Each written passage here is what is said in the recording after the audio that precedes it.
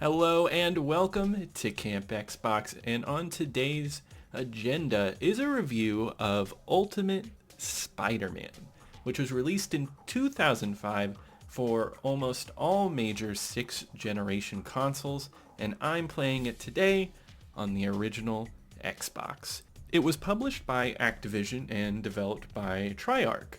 Ultimate Spider-Man is all about the world-famous web-swinging superhero Spider-Man. You encounter tons of enemies, swing around the city, and save lives, which is usual fare for Spider-Man video games. But here, we get an all-new, really cool cel-shaded art style that makes this entry stand out against other Spider-Man titles of this generation. Ultimate Spider-Man for me is a standout superhero video game experience and one that I got lots of enjoyment out of. In Ultimate Spider-Man, you play as Peter Parker, otherwise known as Spider-Man. This game isn't tied to any of the movies, and it tells its own story that coincides with the Ultimate Spider-Man comic book series.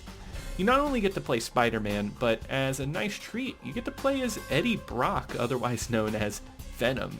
Both Peter and Eddie are pitted against each other, but also many other characters show up in their wake. It's a great story for any comic book fan. It has a really great and fun comic book feel. I think the story here is really solid and it does feel like a comic book, but it doesn't have so much story that it gets bogged down by a load of cutscenes. But what cutscenes are here are excellent. They look exactly like comic books. There are paneling, but the characters dynamically move between the panels. The cel-shaded way it looks, it just adds this nice, vibrant, colorful style. You can tell that this game is older, but the way it is stylized, it still feels like a fresh experience.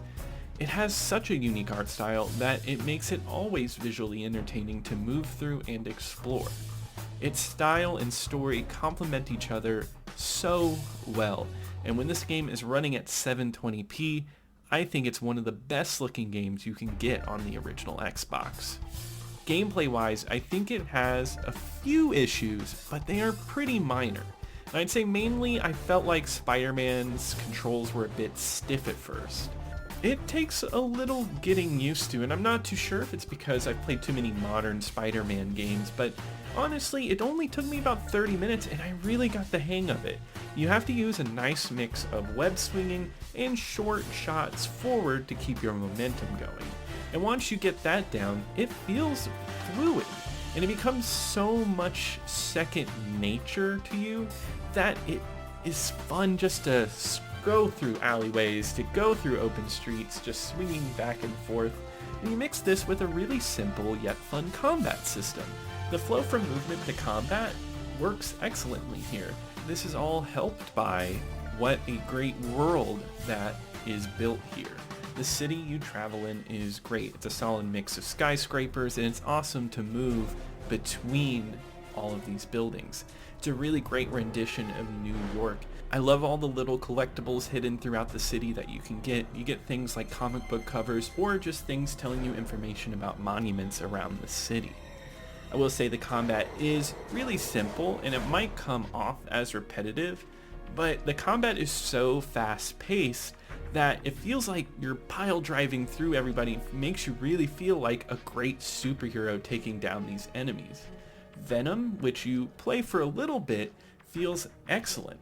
Where he lacks web swinging, he has these tall leaps that can soar over buildings. That's super satisfying, and his combat, I would say, is even simpler than Spider-Man's, but that works for Venom. Once again, it feels like you're pile driving through enemies and you feel so strong killing people.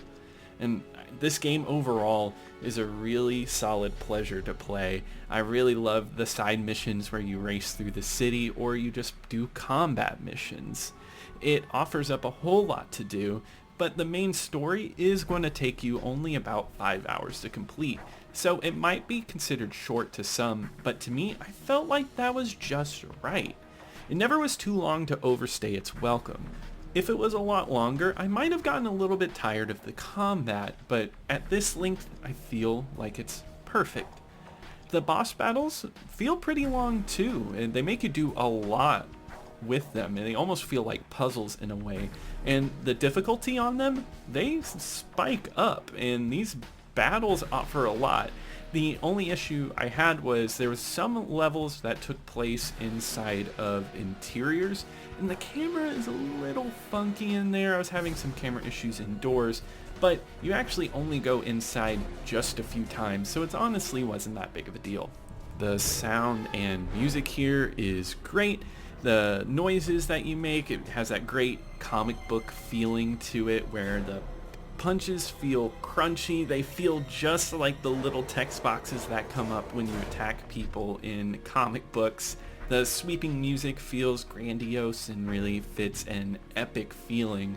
And even with its small amount of gameplay time, I can easily recommend checking Ultimate Spider-Man out. It was an excellent experience. Spider-Man 2 is another excellent game on the original Xbox, but for me, Ultimate Spider-Man offers up that game and more with its nice comic book art style. The open world is brilliant here, and its swiftness is excellent. I think Ultimate Spider-Man is an all-around excellent package and still stands the test of time as an amazing Spider-Man game. And on my original Xbox ranking list, this game enters into my top 5. I think it's one of the best games out of the 20 games that I've covered so far. I think it's a bit better than Splinter Cell. Splinter Cell is a great game with a great story, but I really loved Ultimate Spider-Man's combat. I think Tony Hawk just barely nudges it because Tony Hawk is an excellent arcade experience that I always go back to. Well, that about wraps it up for this review. If you have any memories with Ultimate Spider-Man, or if you're interested in it, please leave a comment below. I would love to hear from you. Also, if you enjoyed the video, give it a like and subscribe to the channel, and ring that bell so you can get notified every time I upload a new video. But I'll see you here next time at Camp Xbox.